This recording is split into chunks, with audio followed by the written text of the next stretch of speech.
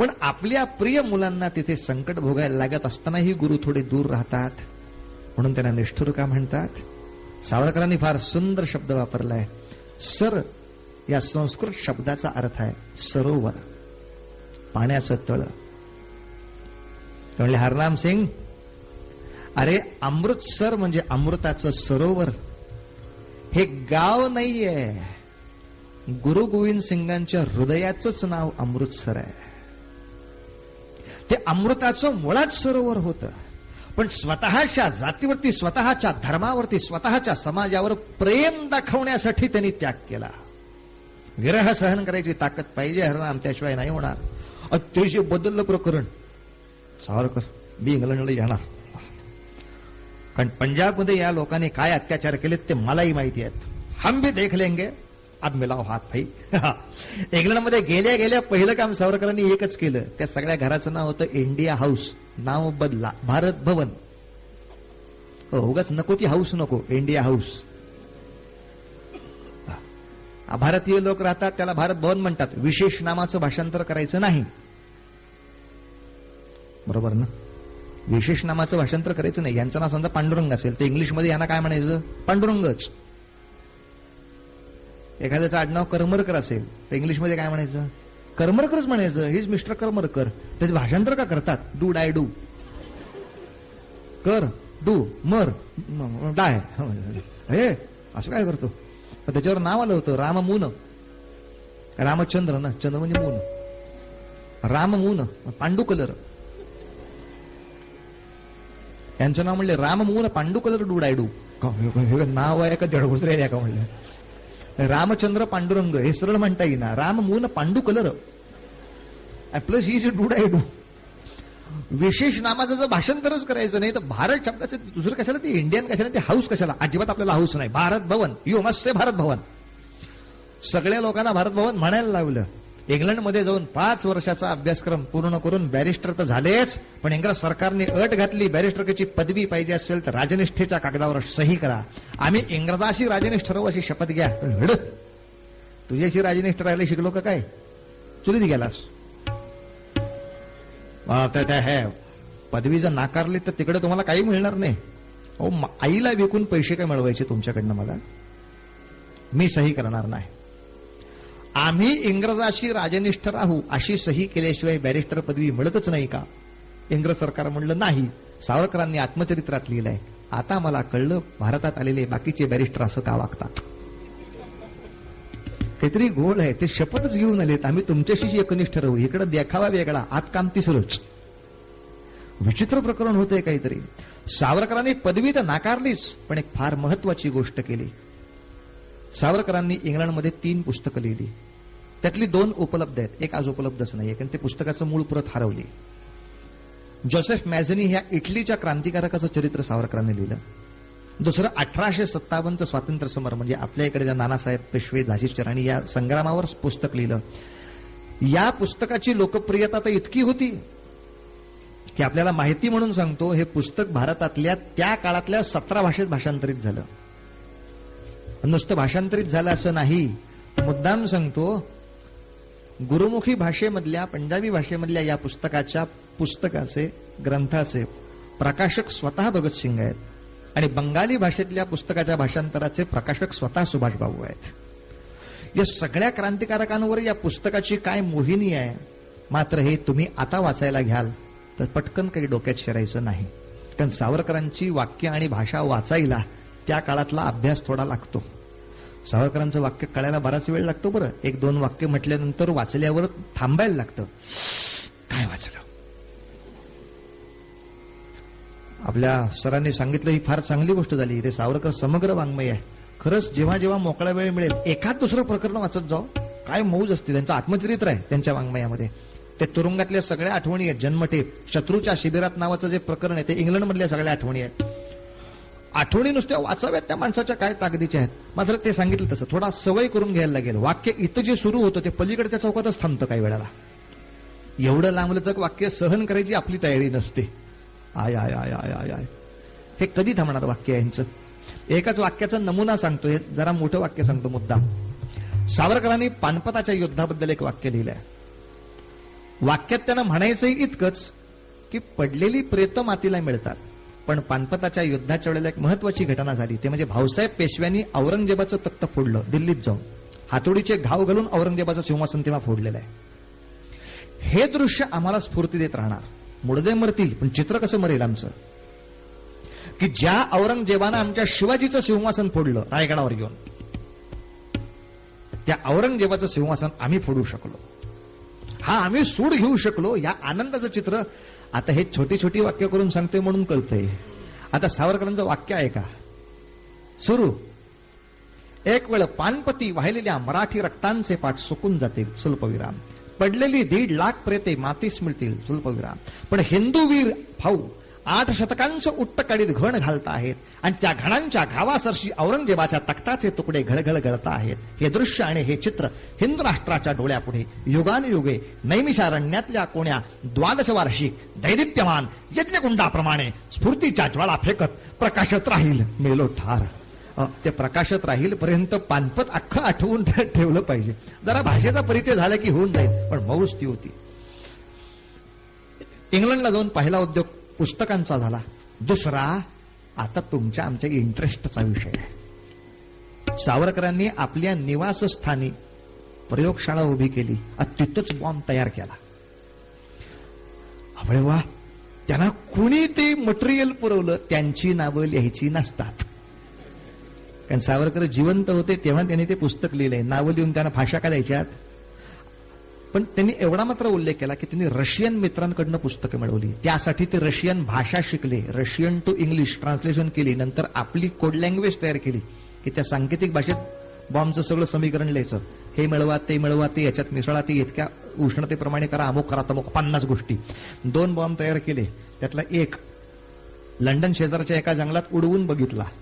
मस्त आवाज झाला, धमाका झाला. नंतर ते सगळे तुकडे गोळा करून कुठेतरी टाकून दिले.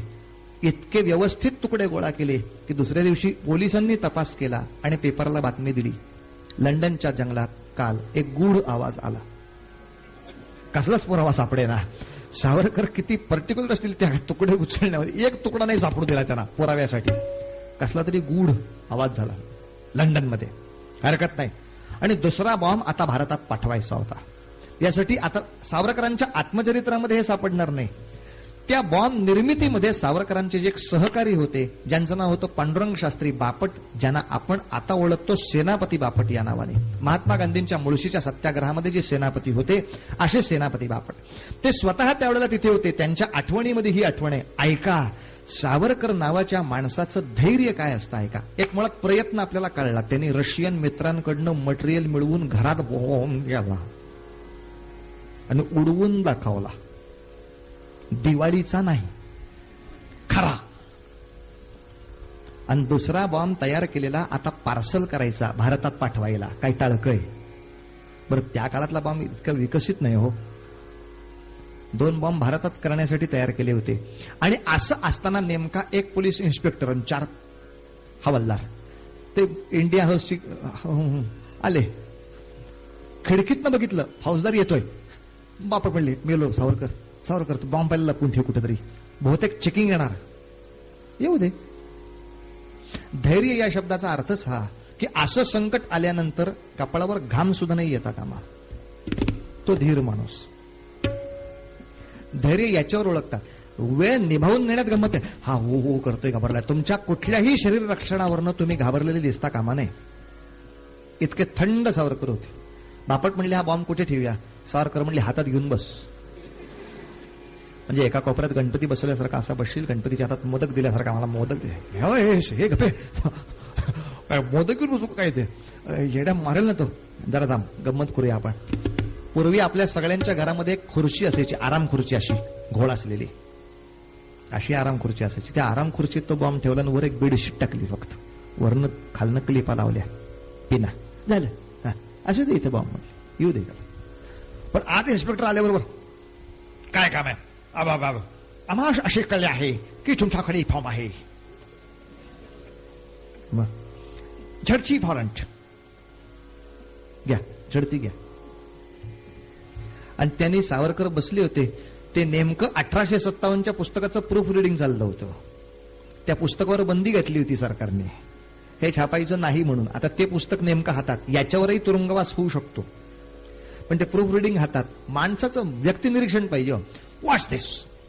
सावरकरांनी ते पुस्तक उचललं आणि त्याच्या नाकाला लावलं. इतक्या जवळून कोणाला वाचता येतं?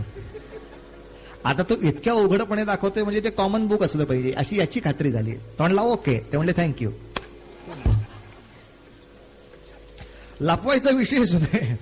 तुमच्या कपाळावर घाम असतं तर त्यांनी एखाद्या वेळ ओळखलं असतं काहीतरी गडबड याच्यामध्ये. घाम सुद्धा नाही कळत, शंट ठाण असं. हा पुढे गादी उचलली दंड कशी. सावरकर म्हणले काय तपासताय? काय बॉम्ब आहे? समजा आता गादी खाली असता तर फुटला असताना काही हळू उचल ना गाद्या, काय उचल असं तपासतात का रे? I am sorry. तयार आहे पाट्या. झाले इकडं शोधतंय तिकडं शोधतंय, सगळं शोधून झाल्यावर निघाला पाट्या घरी. 4 पोलीस निघाले, हवालदार निघाले, फौजदार निघाला, सगळे इंग्रजांची. बापट म्हणतात आम्ही श्वास सोडला, सुटलो. पण इन्स्पेक्टर दारात गेल्यावर या सावरकर नावाच्या सैतानाचं टाळकं फिरलं आणि त्यांनी उंबऱ्यावर असलेल्या साहेबाला हाक मारली. साहेब काय जरा खुर्चीत बसता का? सगळ्यांच्या अंगाला मुंग्या. त्या खुर्चीत बॉम्ब ठेवलाय बेडशीट टाकून. साहेब जरा खुर्चीत बसता का? बापट म्हणले तुला उद्योग नाही का दुसरा? हा तो सुखानं जातोय, त्याला जाऊ दे ना, हे तर कशाला बसायला सांगतो? नाही बसला चुकून फुटला, टेस्टिंग होईल ना म्हणलं. अरे टेस्टिंग होईल पण तुला मला फाशी होईल त्याचं काय? आपलं ते फॉर्म्युला भारतापर्यंत पोहोचला पाहिजे ना, त्यासाठी जीवन हे काय बसता का?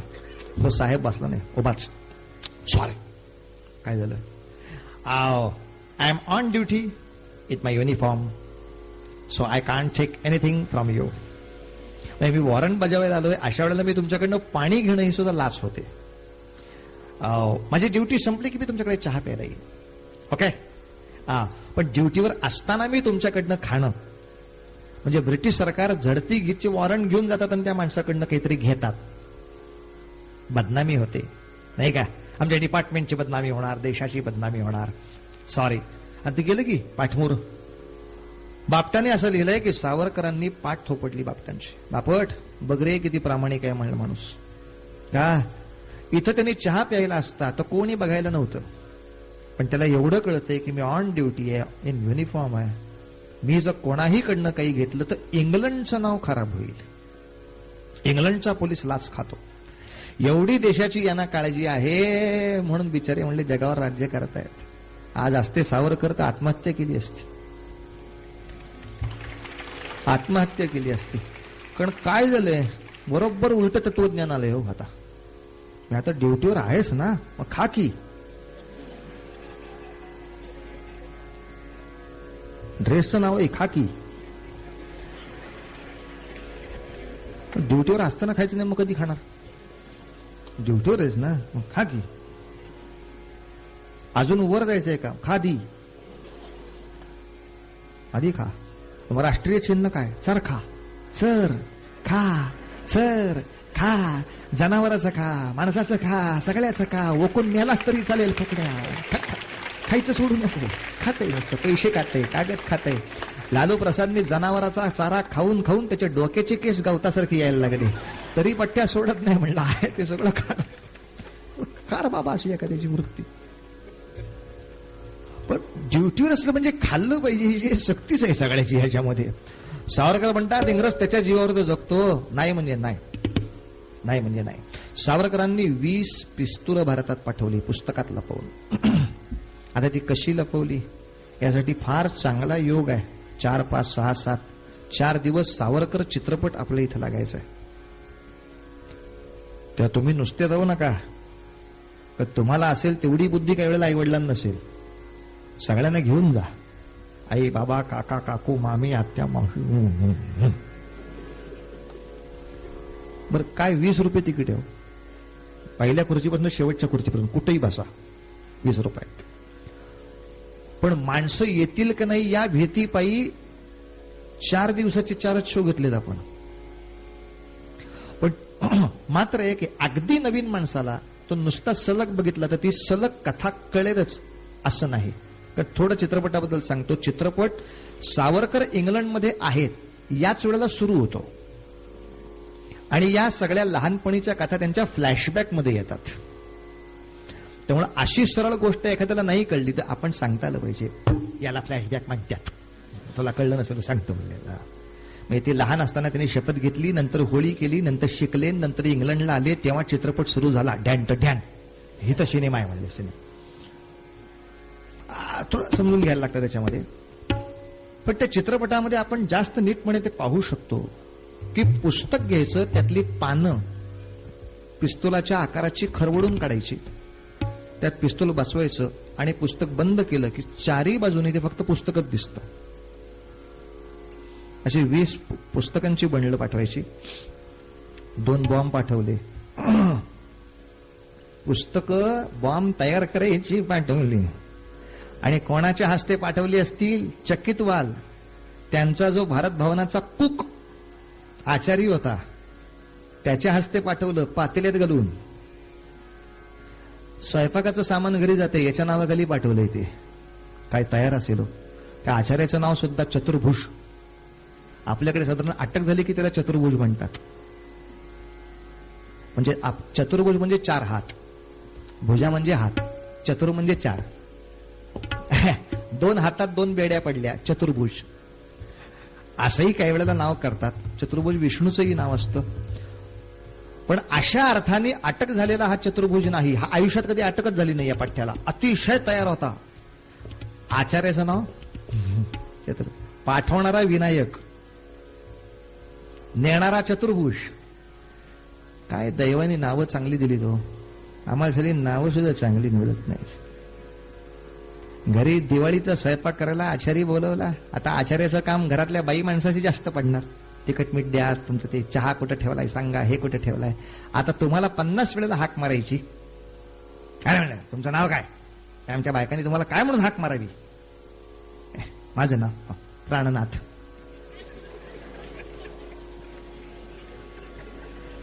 माझ्या घरातल्या सगळ्या काका काकू मामा मामी बायकांनी तुला प्राणनाथ म्हणायचं. नालाय तू स्वयंपाक करायला हिथं बसला माहिती.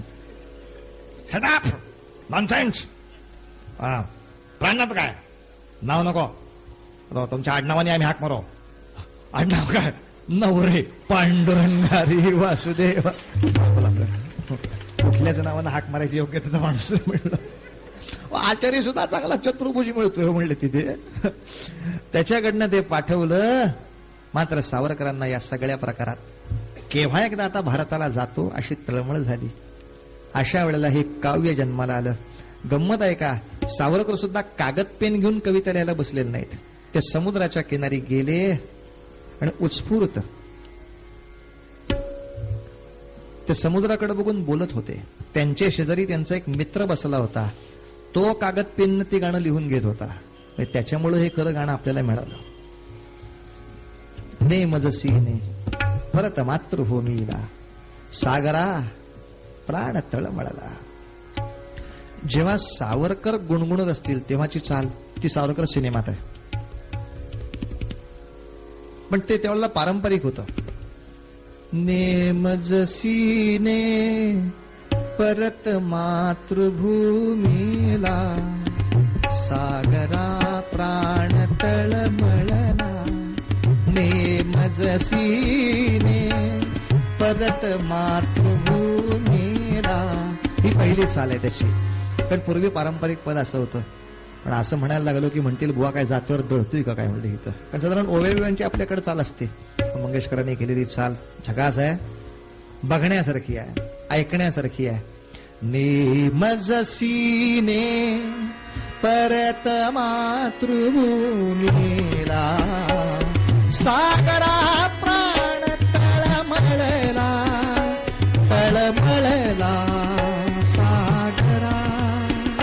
नेमजसीने परत मातृभूमीला सागरा प्राण तळमळला. तळमळला सागरा. सावरकर म्हणतात समुद्रा तू माझ्या आईचे पाय धुणारा. तुम्ही भारताचं चित्र बघा म्हणजे कळेल.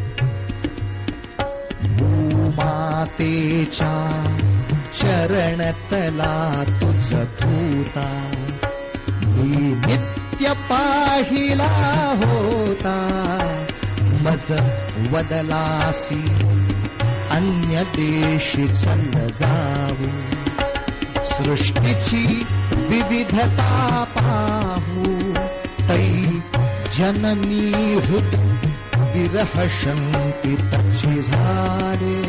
समुद्रा तू म्हणालास चल परदेशात जाऊ. मी निघालो पण माझी आई घाबरली की मला माझ्या मुलाचा विरह होणार. तै जननी हृद विरह शंकितची झाले. परितुवा वचन तिज तिधले मार्गज्ञ स्वये मीच पृष्ठी पाहीन त्वरितया परत आणीन.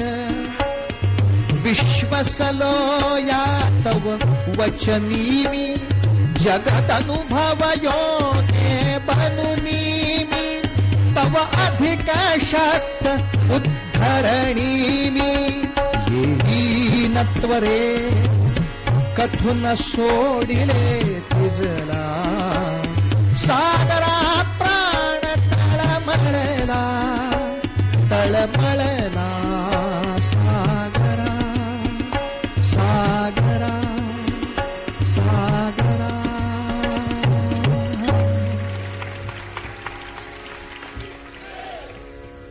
सावरकर चरित्र एकूण 75 वर्षाचं.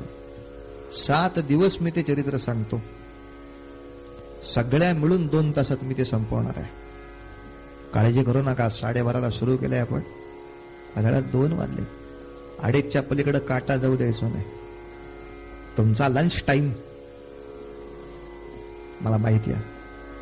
आणि त्याहीपेक्षा परत रात्री 8 वाजता मलाही कीर्तन करायचं आहे. आज उद्या परवा छत्रपती संभाजी महाराजांवर कीर्तन होणार आहे. 5 तारखेला राणा प्रतापावरती कीर्तन करणार इकडे स्वयंवर मंगल कार्यालयात. ज्यांना असेल शक्य असेल यायला हरकत नाही. आणि तर छत्रपती संभाजी महाराजाचा 72 वर्षी ऐकून काही उपयोग आहे काय कोणाला? काय छान हट्ट संपलं. पुढं काय? त्यातला संभाजीच्या दाढीचा केसही फिरत नाही पुढं आपल्याला. आपण ऐकायच्या गोष्टी आहेत. संभाजी महाराजांबद्दल तुम्ही काय ऐकलं असेल असं सांगेन. कारण ज्यांनी संभाजी महाराजांवर PhD केली अशा 4 लोकांचे थिसिस आहेत माझ्याकडे 600-600 पानांचे. त्यातलं चरित्र सांगणार आहे जे PhDच्या अभ्यासाचं आहे. तेव्हा सांगण्याचा मुद्दा असा, सावरकरांची पिस्तूल भारतात पोचली. त्यापैकी एका पिस्तुलाचा अनंत कान्हेरे नावाच्या क्रांतिकारकानं उपयोग केला. ते पिस्तूल सापडलं आणि सावरकरांवर आता खटला भरला गेला. हा राजकीय क्रांती म्हणजे आमच्या राज्याविरुद्ध काम करतोय. अटक वॉरंट सोडा. सावरकरांवर अटक वॉरंट सोडताना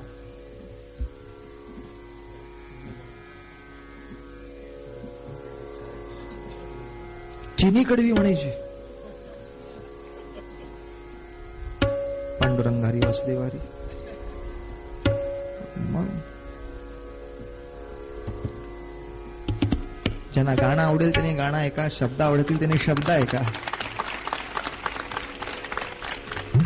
काहीच नाही आवडलं तर सगळं गाणं म्हटलं सांगण्यापुरतं. असो. नेमजसीने परत मातृभूमीला सागरा प्राण तळमळला तळमळला सागरा सागरा. सावरकरांचं दुसरं कडवं सांगतो आता. शुक म्हणजे पोपट. तो पिंजऱ्यात अडकावा. तसा मी परदेशात अडकलो रे बाळा. शुक पंजरीवा हरिण शिरावा पाशी. ही हसगत झाली तैसी भूविरह कसा सतत साहुया पुढती. दश दिशा तमोमय होती. आता तम म्हणजे अंधार, तुम्हाला आधीच कळलंय. सगळीकडे मला अंधार दिसतोय रे, काय करू. हे म्हणतात इंग्रजाशी एकनिष्ठ राहा, पण मी त्यासाठी शिकलो नाही. मी इथे गुण घेतले, गुणांची फुलं घेतली, कारण त्याचा सुगंध माझ्या भारत मातेनं घेतला पाहिजे म्हणून फुलं घेतली.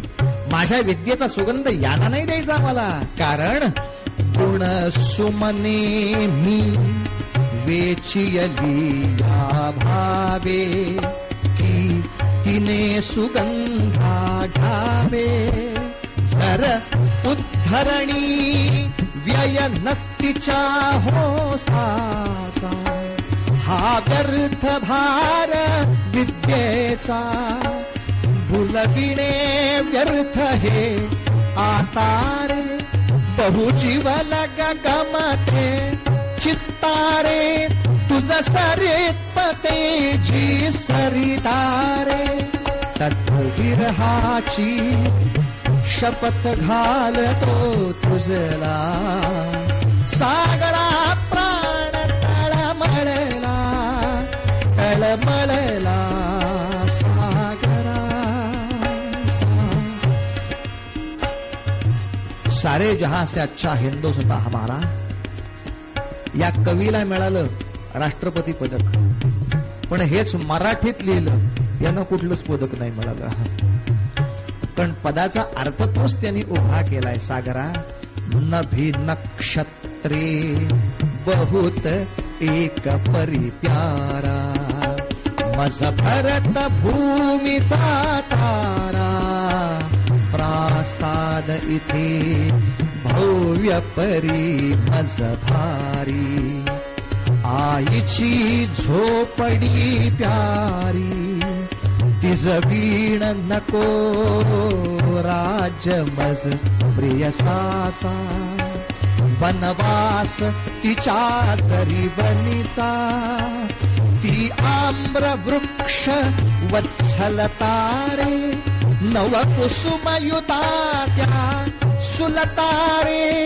तो बाल गुलाब ही आतारे, फुलवा गमला हाय पार हा झाला. सागरा प्राण तळमळला, तळमळला सागरा. शेवटचं चौथं कडवं. सावरकर रडताना सुद्धा दम देतात. समुद्रा, माझ्या भारत मातेला फसवतोस वे रे दवाडा. इंग्लंडची भीती वाटते म्हणून माझ्या आईला फसवतोस. इंग्लंड ताकदवान आहे आणि माझी आई दुबळी आहे असं समजून माझ्या आईला फसवतोस. तर माझी आई दुबळी नाहीये. माझ्या आईचा पूर्वी एक मुलगा होऊन गेला, अगस्ती नावाचा. ज्या अगस्ती नावाच्या मुलाने तुला पिळून टाकला होता, आठवतो तुला अगस्ती समुद्रा? तो अगस्ती माझ्याच आईचा मुलगा, म्हणजे माझा थोरला भाऊ आहे. तू माझ्या आईला फसवलंस हे आईनं जर अगस्तीला सांगितलं तर तो पुन्हा तुला पिल, ध्यानात ठेवले का?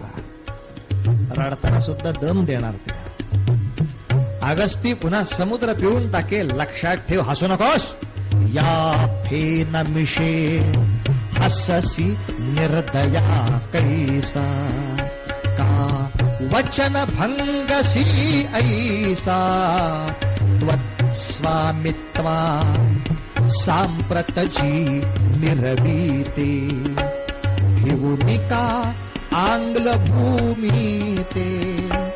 मन्नातेला अबल म्हणून हसवीशी, मज विवासना ते देसी. जरी आंग्ल भूमी भयभीतारे, अबला न माझी ही मातारे. कथित हे अगस्तीस आतारे, जो आचमनी एक क्षणी तुझ प्याला. सागरा प्राण तळमळला, तळमळला सागरा. मी मजसीने परत मातृभूमीला. सागरात प्राण तळमळला, तळमळला सागरा, सागरा, सागरा.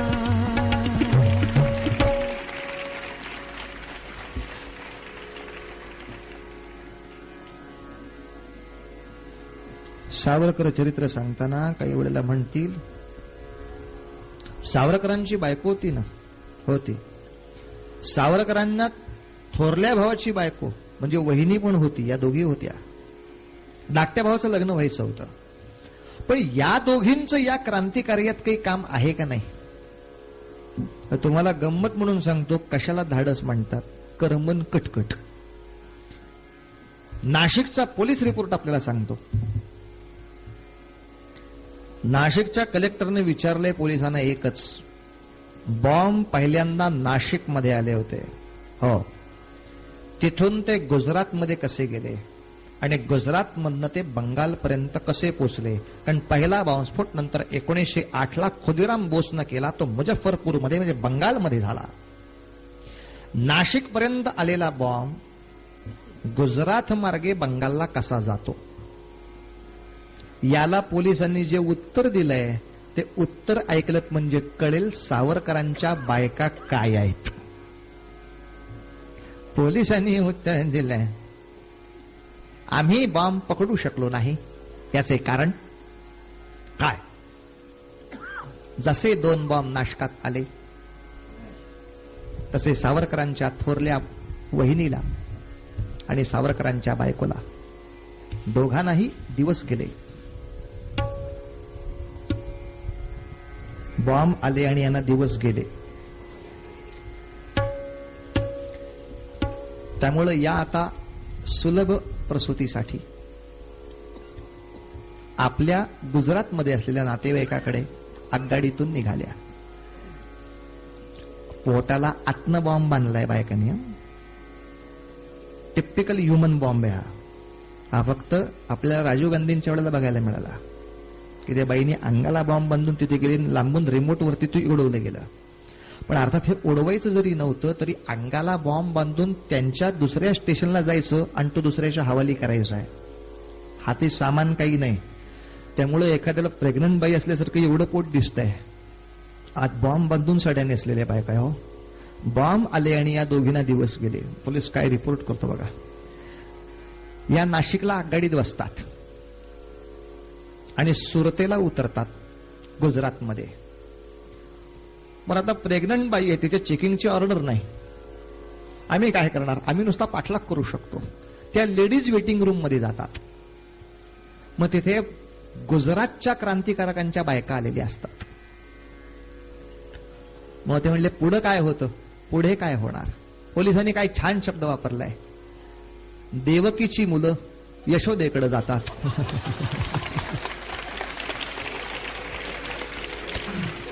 यासारखी जबानी नाही जगात सांगतो. देवकीची मुलं. पण मला सांगा, काय धाडस आहे का काय आहे? बॉम्ब अंगाला बांधून तुम्ही आगगाडीतनं ट्रॅव्हल करताय. म्हणजे चुकून म्हणून इकडं आज AC1 बोगी इकडं तिकडं लागली म्हणून जर कोणी बॅग घेऊन पळत सुटला प्लॅटफॉर्मवरनं तर चुकून त्याचा धक्का जरी लागला तरी तोही मारायचा आणि मीही मारायचोय. ही खात्री असताना ते बॉम्ब प्रकरण. बरं, तिला सांभाळायला आणखीन 4 असायची माणसं मित्र. माझ्या देख नाही रे पागल, औरत की हालत देखो, हे काय बहनजी आप आज सांभाळून नेलंच पाहिजे, त्याला पर्याय नव्हता. पण इतकी काळजी घेऊन सुद्धा कोणी धडकेल नाहीच अशी खात्री काय देणार? आणि मग काय झालं म्हणले, ते काय देवकीच्या मग यशोदेकडे गेला.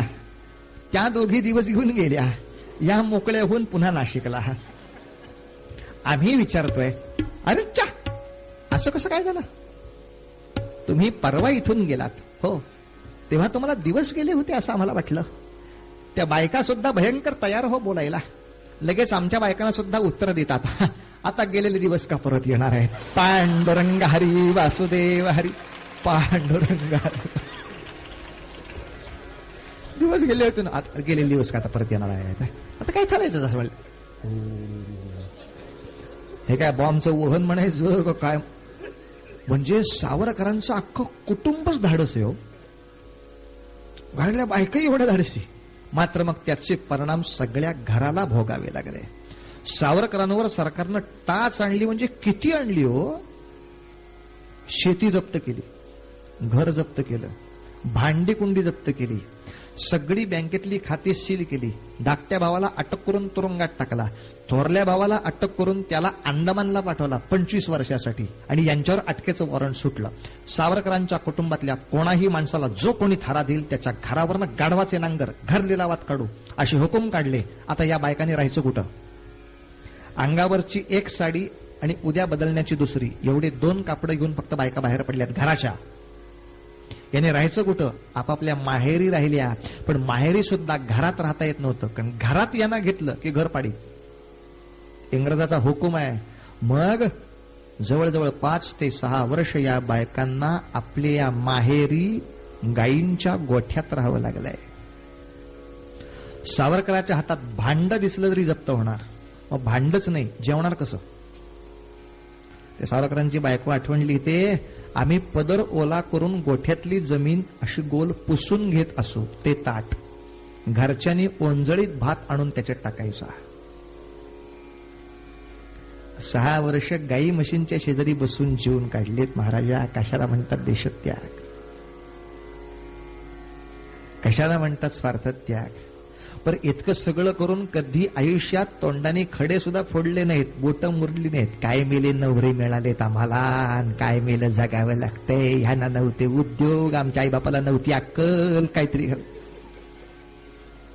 ज्या बायकांना आपल्या नवऱ्याची लायकी कळते, हा माणूस कशासाठी हा त्याग करायला लागतो. आणि एक दुर्दैव सांगतो, इंग्रज सरकारनं सावरकरांची जी दौलतवाडी जप्त केली वाईट नका वाटून घेऊ, पण ती आस्थागायत त्यांच्या वंशजांना परत मिळालेली नाही. आपल्या स्वातंत्र्यात सुद्धा काय त्यात सत्कुर शेताविना आपल्या सरकारचं अडलंय देव जाणं. पण किमान सावरकरांची इंग्रजानं जप्त केलेली जमीन, शेतीवाडी, घरदार आम्ही त्यांना परत दिलं, एवढा सुद्धा मोठेपणा नवीन शासन मिळवत नाही. आणि त्यातून विनोद सांगतो, विनोद. देशासाठी एवढा त्याग केलेलं अख्खं सावरकर कुटुंब स्वातंत्र्य दिनाच्या दिवशी भारतात जिवंत होतं. दिल्लीचा तिरंगी झेंड्याचा समारंभ सोडाच, पण मुंबईमध्ये तिरंगी झेंडा फडकवायच्या समारंभाचं साधं निमंत्रण नाही सावरकरांना मिळालं. साधं निमंत्रण नाही. इतकी या माणसाची उपेक्षा का? कारण एकच, जहाल मताचा माणूस होता, जहाल रस्त्याने जाणारा होता, निखाऱ्याच्या वाटेनं जाणारा. तेव्हा तेवढे पाय पोळायची ज्याची ताकद तेच त्यांच्या मागे जाणार. बाकीचे म्हणतात दुरून नमस्कार. का तुमच्या बरोबर जायचं म्हणजे पायात काटा मोडायची तयारी पाहिजे. आपल्याला वा विश्रामगृह असल्याशिवाय जमायचं नाही. ते जेल वगैरे काही तुमचं आमचं पटायचं नाही. सावरकरांच्या मागे जास्त अनुयायी येऊ शकले नाहीत. याचं कारण सरळ होतं, कारण तो मार्ग भयानक होता. आज सावरकरांनी बंदुकीची भाषा केली ना. आमच्याकडं खऱ्याच्या नावाखाली खोटं इतकं शिकवतात, आय आय आय बोलायची सोय नाही. स्वातंत्र्य आल्यापासून आपल्या सिनेमात गाणं सुरू, दे दी हमें आझादी, बिना खडग बिना ढाल. यांच्या बापाची पेंड, बिना खडग बिना ढाल सगळं उरावर घ्यायला आमच्या. कसलं बिना खडग? इतकं खोटं बोलता. हेतू पुरस्सर खोटं शिकवायचं आणि खोटं असंच शिकवायचं.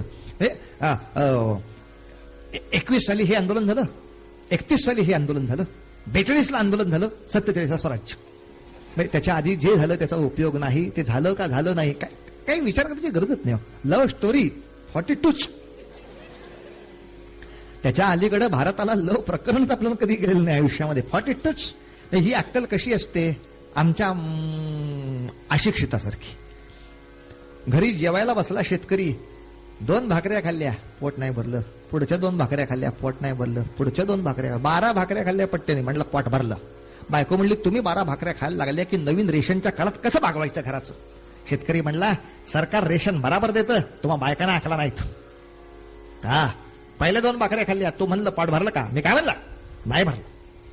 परत 2 भाकऱ्या वाढल्या, तू म्हणले पोट भरलं का? मी काय म्हणलं? नाही भरलं. मग 11वी 12वी भाकरी वाढली, तू म्हणले पोट भरलं का? मी म्हणलं भरलं. त्या आधी का नाही वाढल्या?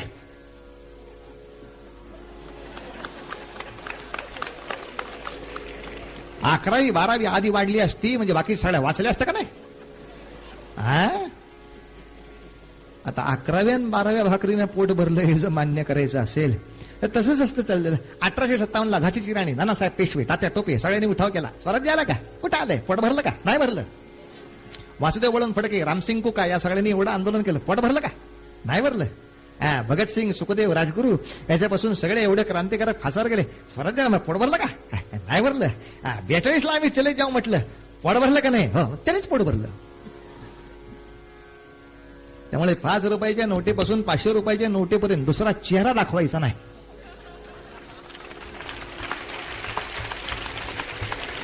इतका लबाडपणा करणारं सरकार व्यक्तिपूजेपलीकडे काय करतंय मला सांगा? आम्हाला व्यक्तिपूजा मान्य नाही. बाकी त्यांची चित्र छापा की नोटीवरती कधीतरी आयुष्यात. व्यक्तिपूजा मान्य नाही तुम्ही. आमच्या देशामध्ये रामाच्या नावाचं काही होऊ शकत नाही, कृष्णाच्या नावाचं होऊ शकत नाही. नॅशनल करन्सीवर कशाला चित्र द्यायचं? बोललं की राग येतो. आपलं ठरलंय, आपण कीर्तनात असं काही बोलायचं नाही बरं का. ओघात आलं तर सांगायचं पण बोलायचं नाही आयुष्यात. आपण काय महत्वाचा विषय फक्त इतकाच आहे याचा मला. सावरकरांना इंग्लंडमध्ये अटक झाली, मात्र इंग्लंडमधनं त्यांना भारतात आणलं, कारण खटला भारतात व्हायला पाहिजे. इंग्लंडमध्ये खटला झाला असता तर सावरकर जे बोलतील ते पेपरला छापावं लागलं असतं, आणि ते छापलं असतं तर इंग्रजाचं काही खरं नसतं. साधारणतः खटल्यातलं वक्तव्य दाबता येतं असा देश भारत आहे. ती आपली ख्याती आहे. आणि एवढ्याचसाठी सत्य असेल ते लोकांना कळलं पाहिजे. सत्यमेव जयते असं आपलं राष्ट्रीय बोधवाक्य आहे. असं वाक्य करणारं सरकार गांधीवधाच्या वेळेला नथुराम गोडसेंची झालेली जी जबानी होती त्याच्यावर 30 वर्ष सरकारने बंदी घातली होती. ती जबानी लोकांना वाचायला देऊ नका, त्यांना वाचायला दिलं की कळेल आम्ही गाढव होतो. इतकं सगळं भयानक आहे. मग एवढी खऱ्याची चाड होती तर वाचू द्यायची होती की जबानी? काय नथुराम बोलले होते ते? नको, नुसत्या रामाच्या नावाने जोलाबोत आहेत. नथू राम किती होतील? मळव्यात झोपटायची वेळ आली आहे तुमच्या आमच्या नावाने आता या सगळ्या प्रकारामध्ये.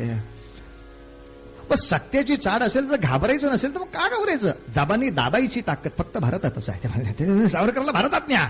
आणि या भारतात नेत असताना इंग्लंड सुटलं की जहाज काही लगेच भारताच्या किनाऱ्यावर येत नाही.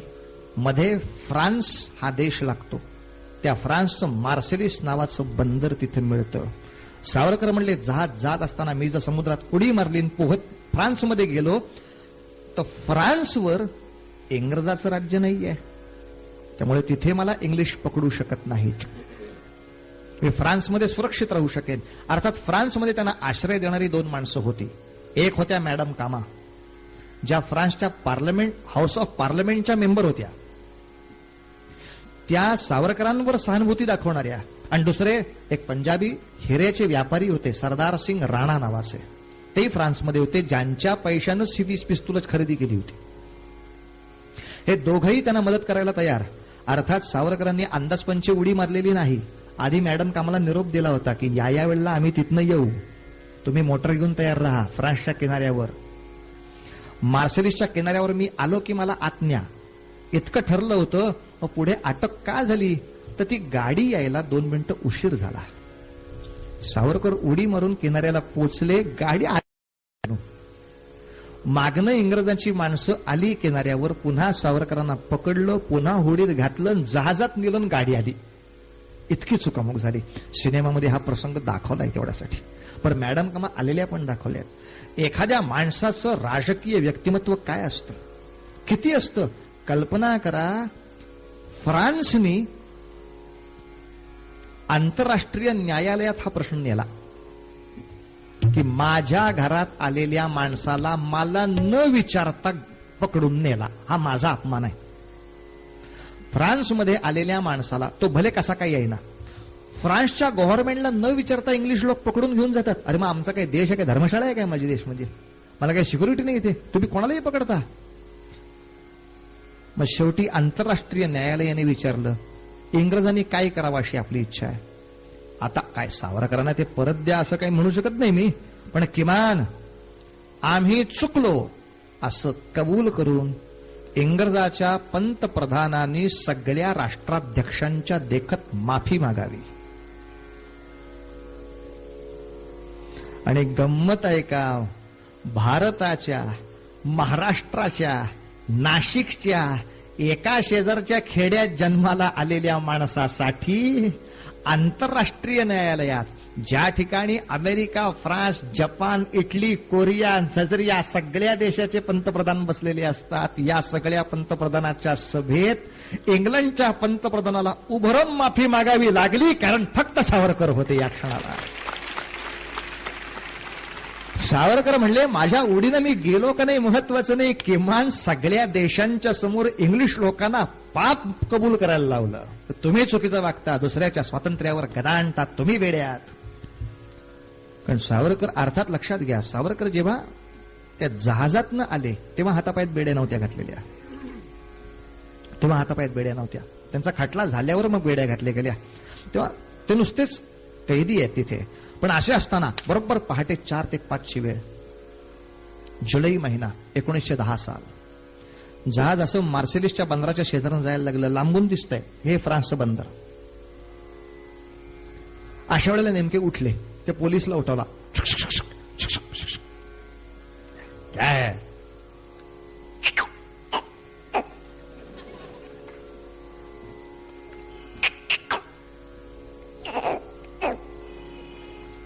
ये काय टाइम आहे जाणे का, शट अप, नॉनसेन्स. सावरकर ऐकायलाच तयार नाही. इथे बसू,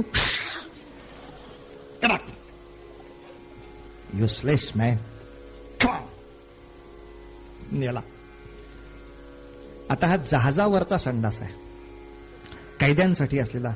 त्या संडासला दारावर एक मोठी काच असते, ज्या काचेतनं पोलीस आतल्या कैद्याला पाहू शकतो. पण शेवटी कैदी येतो, पळून जायची शक्यता नाकारता येत नाही. सावरकरांनी आत गेल्यावर अंगावरचा कोट काढला, त्या काचेवर टाकून दिला. आता त्याला दिसणार नाही आत काय आहे. बरं, त्याची समुद्राकडे उघडणारी जी खिडकी आहे, आता चित्रपटात दाखवताना नुसते सावरकर त्यातनं येतात, पण त्यांच्या इतिवृत्तामध्ये त्या खिडकीलाही काच होती. पण माणूस जाऊ शकेल अशी खिडकी रिकामी कशी असेल कैद्याच्या संडासाला? सावरकरांच्या इतिवृत्तात आहे, त्याला काच होती, ती फोडली.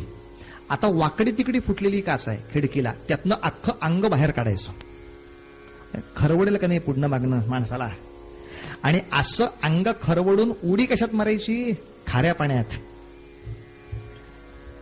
पाणी खारट आहे, त्यातून पोहत सुटायचं. बरं, पोहल्यानंतर कोणी आपल्याला प्रोत्साहन का देणार आहे? नाही ते खाडी पोहताना दिसतात ना, बाकीचे अशी माणसं इकडे तिकडे उभी राहतात, जोर जोरात ओरडत असतात, बकाप बकाप बकाप.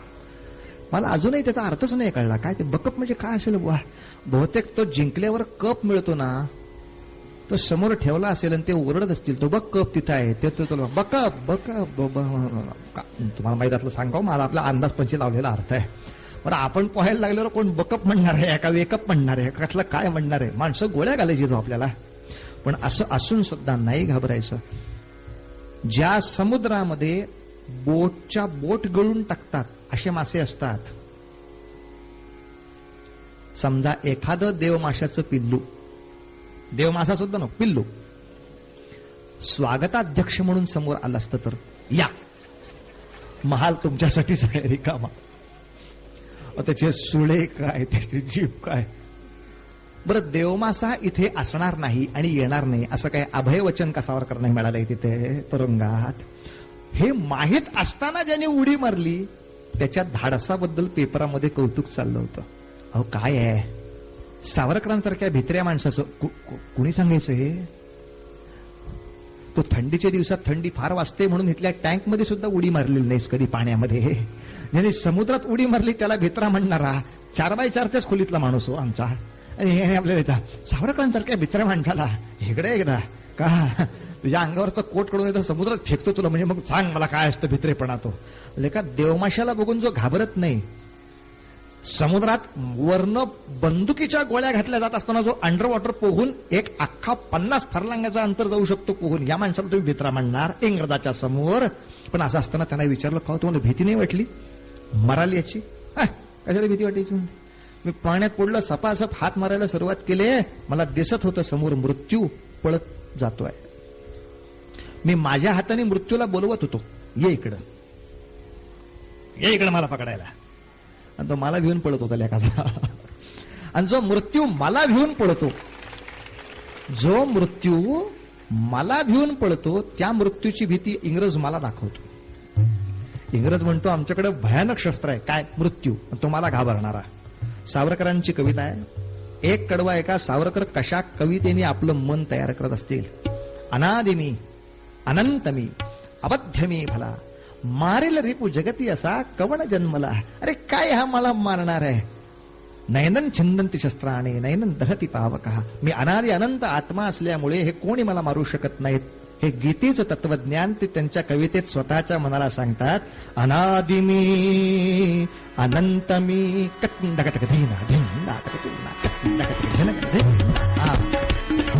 अनादिमी अनंतमी अवध्यमी भला, अनादिमी अनंतमी अवध्यमी भला, मारिल रिपु जगती असा कवण जन्मला.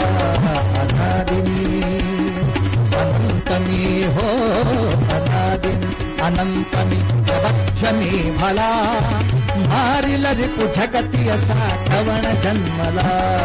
अनादिमी अट्टहास करीत जई धर्मधारणी, मृत्युसीच गाठ घालुनी भुसेरणी. अग्नि जाडी मजसी ना खडग छेदितो, भिवुनी मला धाड मृत्यू पडत सुटतो. भिवुनी मला धाड मृत्यू. सावरकर साप साप साप हात मारत चालले. ते गाण्यामध्ये आलं भैया ना, हे शब्द झाले. आपल्या भारतीय संगीतातल्या गाण्यात 2 प्रकार असतात. एक सूर स्थिर ठेवायचा आणि दुसरा असा हलवायचा की हल्ला पाहिजे समोरचा माणूस. पण एकाच वेळेला स्थिर ठेवून हलवणं हे पाश्चात्य संगीत. त्यामुळं फॉरेन संगीत चांगलं ऐकायला मिळालं की सगळं अंग हलायला लागतं. भारतीय संगीत आवडलं की फक्त डोकाच, वा, नाही आवडलं तरी डोकं झालं, नका गाऊ आता याच्यानंतर काय चालायचं. पण पाश्चात्य फॉरेन संगीताला दाद देण्यासाठी डोकं सोडून सगळं हलवायला लागतं. हो, ते माणसाला बसलेला उठून उभं करताय. मग स्थिर सूर आपला शंखासारखा असतो. भिवुनी मला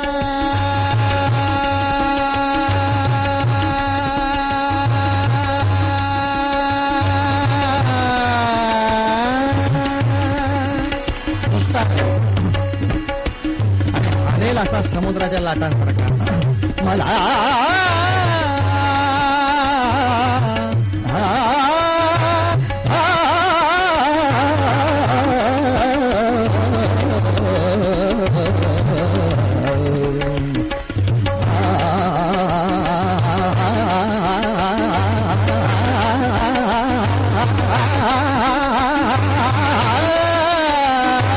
देऊनी मला ध्यान मृत्यू सुटतो.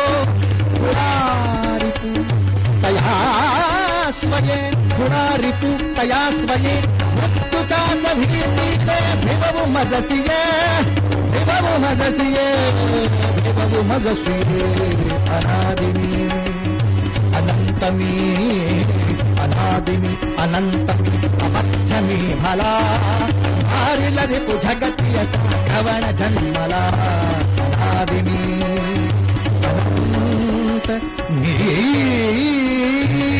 भारत माता की जय.